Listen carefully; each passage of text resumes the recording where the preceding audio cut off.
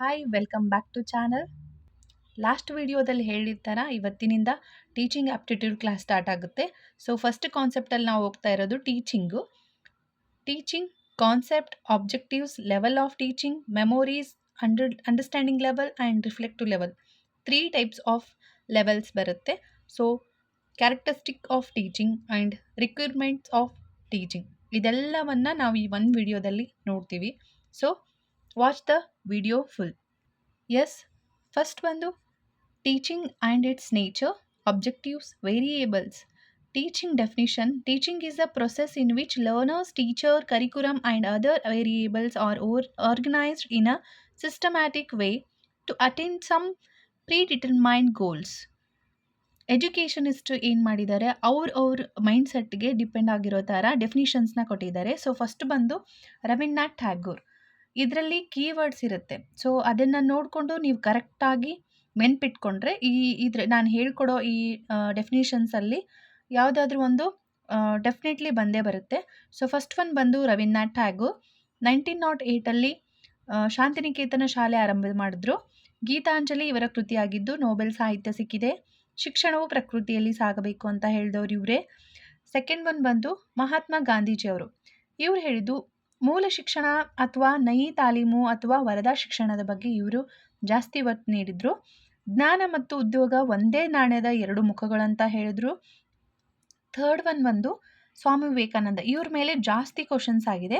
ಮಾನವನಲ್ಲಿ ಈಗಾಗಲೇ ಇರುವ ದೈವೀ ಶಕ್ತಿಯ ಅನಾವರಣವೇ ಶಿಕ್ಷಣ ಅಂತ ಹೇಳಿದ್ರು. So this is the key answer, keyword. ದೈವೀ ಶಕ್ತಿಯ ಅನಾವರಣವೇ ಶಿಕ್ಷಣ ಅನ್ನೋದು ಒಂದು ಕೀವರ್ಡ್. ಇದನ್ನು ಎಕ್ಸಾಮಲ್ಲಿ ಬರುತ್ತೆ.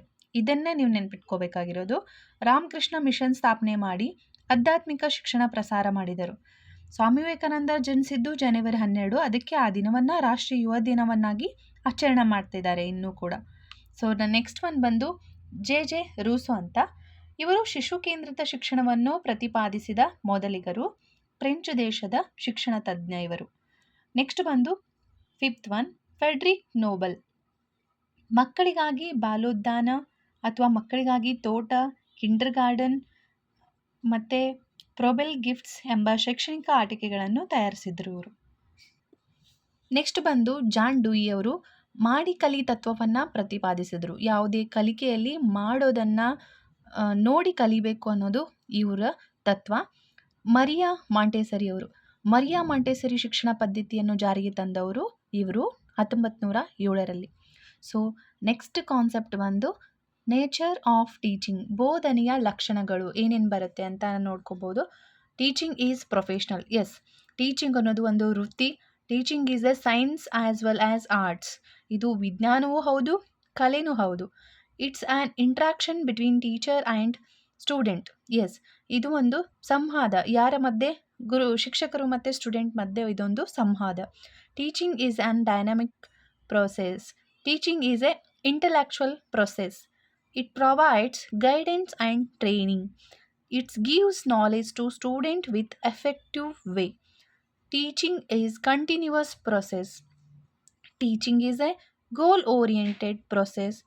Teaching is tripolar activity. Yes, ಇದು ಲಾಸ್ಟಲ್ಲಿ ಬಂದು ಟ್ರೈಪೋಲಾರ್ ಆ್ಯಕ್ಟಿವಿಟಿಯಲ್ಲಿ ಟೀಚರ್, ಸ್ಟೂಡೆಂಟ್, ಎನ್ವಾಮೆಂಟ್ 3 ಬರುತ್ತೆ. ಟೀಚರ್ ಇಲ್ಲಿ ಇಂಡಿಪೆಂಡೆಂಟ್ ವೇರಿಯೇಬಲ್ ಆಗಿ ವರ್ಕ್ ಮಾಡ್ತಾರೆ.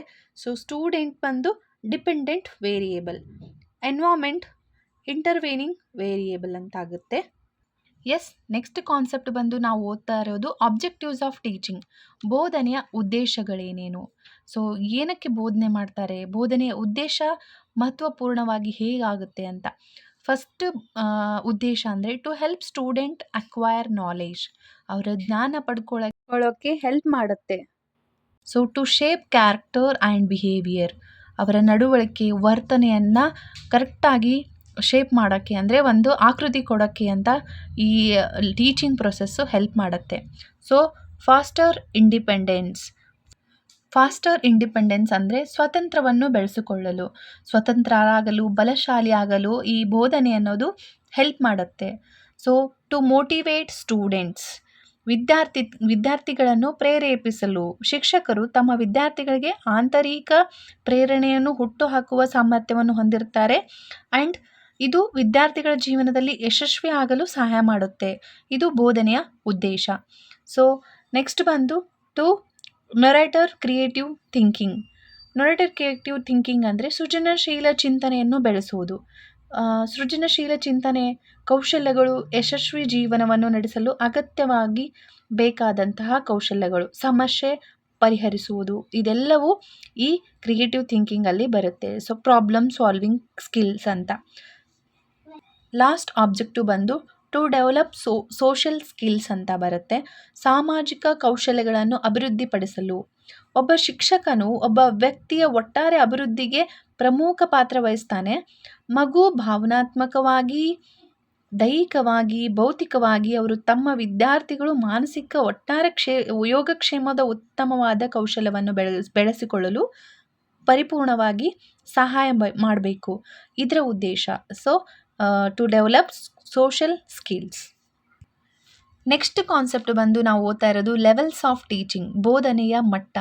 ಇದರಲ್ಲಿ ನಾವು ಇಂಪಾರ್ಟೆಂಟಾಗಿ ನೋಡಬೇಕಂದ್ರೆ ಯಾರು ಇಂಟ್ರೊಡ್ಯೂಸ್ ಮಾಡಿದ್ರು ಈ ಕಾನ್ಸೆಪ್ಟ್ನ, ಅಂದರೆ ಲೆವೆಲ್ಸ್ ಆಫ್ ಟೀಚಿಂಗ್ನ ಇಂಟ್ರೊಡ್ಯೂಸ್ ಮಾಡೋರು ಯಾರು ಅಂತಂದರೆ ಮಾರಿಸ್ ಎಲ್ ಬಿಗ್ಗೀಸ್ ಅವರು ಇಂಟ್ರೊಡ್ಯೂಸ್ ಮಾಡಿದ್ರು. ಇದನ್ನು ಯಾವ ಬುಕ್ಕಲ್ಲಿ ಬರೆದಿದ್ದಾರೆ ಅವರು ಅಂತಂದರೆ ಲರ್ನಿಂಗ್ ಥೇರೀಸ್ ಫಾರ್ ಟೀಚರ್ಸ್ ಅಂತ ಒಂದು ಬುಕ್ ಇದೆ. ಅದರಲ್ಲಿ 1964 ಆ ಲೆವೆಲ್ಸ್ ಆಫ್ ಟೀಚಿಂಗ್ನ ಬರೆದಿದ್ದಾರೆ, ಇಂಟ್ರೊಡ್ಯೂಸ್ ಮಾಡಿದ್ದಾರೆ. So there are 3 levels of teaching ಅಂತ ಬರುತ್ತೆ. Memory level of teaching, understanding level of teaching, reflective level of teaching. These 3 levels of teaching are very, very important. MLT, ULT and RLT 3 levels of teaching, upper to higher ಅಂತ. So MLT ಅಂತ ನೀವು ನೋಡ್ಬೋದು, lower ಲೆವೆಲಲ್ಲಿದೆ ಅಂದರೆ ಇದು lower ಕ್ಲಾಸಸ್ಗೆ ಸಂಬಂಧಪಟ್ಟಿದ್ದು. ULT ಅಂದರೆ ಇದು ನೀವು ತಿಳ್ಕೊಬೋದು, ಇದನ್ನು ಮಿಡಲ್ ಲೆವೆಲ್ ಸ್ಟೂಡೆಂಟ್ಗೆ ಸಂಬಂಧಪಟ್ಟಿದ್ದು. ಆ್ಯಂಡ್ RLT ಅಂದರೆ ರಿಫ್ಲೆಕ್ಟಿವ್ ಲೆವೆಲ್ ಆಫ್ ಟೀಚಿಂಗು, ಇದು ಹೈಯರ್ ಕ್ಲಾಸಸ್ಗೆ ಸಂಬಂಧಪಟ್ಟಿದ್ದು, ಅಂದರೆ ಕಾಲೇಜ್ ಲೆವೆಲ್ ಸ್ಟೂಡೆಂಟ್ಸ್ಗೆ ಸಂಬಂಧಪಟ್ಟಿದ್ದು ಅಂತ ಒಂದು ಟೆಕ್ನಿಕ್. ಇವಾಗ ಒಂದೊಂದೇ ಲೆವೆಲ್ಸ್ ಆಫ್ ಟೀಚಿಂಗ್ನ ನೋಡ್ಕೊಂಡು ಹೋಗೋಣ. ಫಸ್ಟ್ ಬಂದು memory level of teaching, MLT. ಇದನ್ನು ಈ ಕಾನ್ಸೆಪ್ಟ್ ಕೊಟ್ಟವರು the concept given by John Friedrich Herbart ಅಂತ, ಜರ್ಮನಿಯ ಸೈಂಟಿಸ್ಟ್ ಇವರು. ಸೊ ಫೋಕಸ್ ಆನ್ ಯಾವುದ್ರ ಬಗ್ಗೆ ಫೋಕಸ್ ಮಾಡಿದ್ದಾರೆ? ಮೆಮೊರೈಜೇಷನ್ ಆಫ್ ಫ್ಯಾಕ್ಟ್ಸ್, ರೂಟ್ ಲರ್ನಿಂಗ್ ಅಂದರೆ ಬಾಯ್ ಹೆಟ್ ಮಾಡೋದು, ಅಂದರೆ ನಮ್ಮ ಕಡೆ ಅಂತೀವಲ್ಲ, ಸೊ ಅದನ್ನು ಪ್ರಾಕ್ಟೀಸ್ ಮಾಡಿ ಬಾಯ್ ಹೆಟ್ ಮಾಡೋದು ಅಂತ. Memorization it is a lowest level of teaching. Yes, ನಾನು ಆವಾಗಲೇ ಹೇಳಿರೋ ಥರ ಇದು ಲೋವರ್ ಕ್ಲಾಸಸ್ಗೆ ಸಂಬಂಧಪಟ್ಟಿದ್ದು. ಇವಾಗ A for apple, B for ball ಅಂತ ಮಕ್ಕಳಿಗೆ ಹೇಳ್ಕೊಡ್ತೀವಲ್ಲ, ಅವ್ರು ಅದನ್ನೇ ಪ್ರಾಕ್ಟೀಸ್ ಮಾಡಿ ಮಾಡಿ ಮಾಡಿ ಮೆಮೊರೈಜೇಷನ್ ಮಾಡ್ತಾರೆ. So that's completely relates to lower classes. Also called thoughtless teaching. ಅಂದರೆ ಅದಕ್ಕೆ ಏನು ಜಾಸ್ತಿ ನಾಲೆಜ್ ಹೇಳಬೇಕಾಗಿಲ್ಲ, ಅದು ಏನಿದೆ ಅದನ್ನು ಹೇಳಿ ಮೆಮೊರೈಸ್ ಮಾಡಿದ್ರೆ ಸಾಕು. ಥಾಟ್ಲೆಸ್ ಟೀಚಿಂಗ್ 3 ಮೇಜರ್ ಆಸ್ಪೆಕ್ಟ್ಸ್ ಇದೆ: memorization of content and retaining the content and reproduction of content. 3 major aspects. ಇದರಲ್ಲಿ ಮೆಮೊರಿ ಲೆವೆಲ್ ಆಫ್ ಟೀಚಿಂಗಲ್ಲಿ ಲೋವರ್ ಕ್ಲಾಸಸ್ಸಲ್ಲಿ ಏನೇನು ಟೀಚಿಂಗ್ ಏಡ್ಸ್ನ ಯೂಸ್ ಮಾಡ್ತಾರೆ?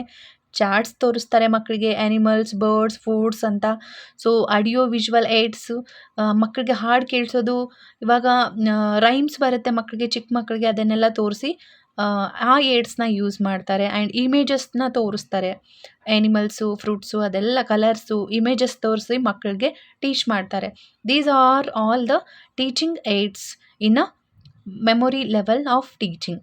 More dominant role is teacher. ಇಲ್ಲಿ ಮಕ್ಕಳು ಬರೀ ಸೈಲೆಂಟಾಗಿ ಕಲಿತಾ ಹೋಗ್ತಾರೆ. So dominant role is perfectly teacher. Yes, second level of teaching ಬಂದು understanding level of teaching. Understanding level of teaching concept given by Henry Clinton Morrison ಅಂತ. Henry Clinton Morrison ಅವರು ಈ ಕಾನ್ಸೆಪ್ಟ್ನ ಕೊಟ್ಟರು. Student participation is encouraged. ಅಂದರೆ ಜಾಸ್ತಿ ವಿದ್ಯಾರ್ಥಿಗಳ ಭಾಗವಹಿಸುವಿಕೆ. ಇಲ್ಲಿ students and teachers have equal role. Student teacher role equal ಆಗಿರುತ್ತೆ. ಟೀಚರ್ಸ್ ಪಾಠ ಮಾಡ್ತಿದ್ರೆ ಅದಕ್ಕೆ ತಕ್ಕಂತೆ ಸ್ಟೂಡೆಂಟ್ಸು ಕೂಡ ರಿಯಾಕ್ಷನ್ ಮಾಡ್ತಾ ಇರಬೇಕು. ಸೊ ಆನ್ಸರ್ ಮಾಡಬೇಕು, ಕ್ವಶನ್ಸ್ ಕೇಳ್ತಿರಬೇಕು. ಸೊ ಈಕ್ವಲ್ ರೋಲ್ ಇರುತ್ತೆ. Also called thoughtful teaching. Thoughtful teaching ಅಂದರೆ ಅರ್ಥ ಮಾಡಿಕೊಂಡು ಅವ್ರಿಗೆ ಅರ್ಥ ಮಾಡ್ಸೋಕ್ಕೆ ಕಲಿಸ್ಬೇಕಾಗತ್ತೆ. Teachers tries to demonstrate relationship between things and teach with examples. ಯಾವುದೇ ಒಂದು ಇವಾಗ ಚಿಕ್ಕ ಮಕ್ಕಳಲ್ಲಿ ಮೆಮೊರಿ ಲೆವೆಲಲ್ಲಿ ಬರೀ ಇದು ಎನಿಮಲ್ ಅಂದರೆ ಎನಿಮಲ್ ಅಂತ ಅಷ್ಟೇ ತಿಳ್ಕೊತಿದ್ರು ಮಕ್ಕಳು. ಬಟ್ ಇವಾಗ ಯಾಕೆ ಎನಿಮಲ್, ಅದು ಏನಕ್ಕೆ ಅದಕ್ಕೆ ಎನಿಮಲ್ ಅಂತ ಕರೀತಾರೆ? ಸೊ ವಿತ್ ಎಕ್ಸಾಂಪಲ್ಸ್ ನಾವು ಅದನ್ನು ಎಕ್ಸ್ಪ್ಲೇನ್ ಮಾಡಬೇಕಾಗತ್ತೆ. ನೆಕ್ಸ್ಟ್ ಬಂದು third level of teaching reflective level of teaching. Concept given by Hunt and students use critical thinking, analytical skills. ಇಲ್ಲಿ ಸ್ಟೂಡೆಂಟ್ಸು ಕ್ರಿಟಿಕಲ್ ಆಗಿ ಥಿಂಕ್ ಮಾಡ್ತಾರೆ, ಅನಲಿಟಿಕ್ ಸ್ಕಿಲ್ಸ್ನ ಯೂಸ್ ಮಾಡ್ತಾರೆ. Applications of existing knowledge to solve real life problem. So ನಾವು ಕಲ್ತಿರೋದನ್ನ ನಿಜ ಜೀವನದಲ್ಲಿ ಅದನ್ನು ಅಳಿಸ್ಕೊಂಡು ನಮ್ಮ ಪ್ರಾಬ್ಲಮ್ಸ್ನ ಹೇಗೆ ಸಾಲ್ವ್ ಮಾಡ್ಕೋಬೇಕು ಅಂತ ಸ್ಟೂಡೆಂಟ್ಸು ತಿಳ್ಕೊತಾರೆ ಇದರಲ್ಲಿ.